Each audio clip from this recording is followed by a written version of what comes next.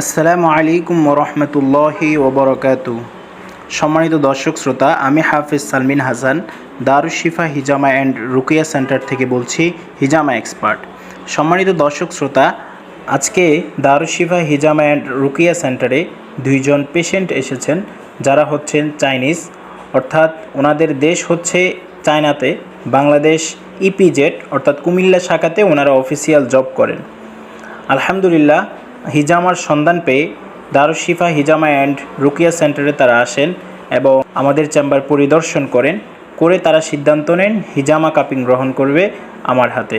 আলহামদুলিল্লাহ, ওনাদের সাথে কনসালটেশন করে দেখলাম ওনার কোমর ব্যথা এবং ঘাড়ে ব্যথা এবং ওনার পায়ের যে মাসুলজনিত সমস্যা হয় অর্থাৎ কাপ মাসেল ব্যথা, এই জনিত সমস্যা উনি ভুগতেছেন। এই ভাইয়ের মতো আপনারাও যারা অফিসিয়াল জব করেন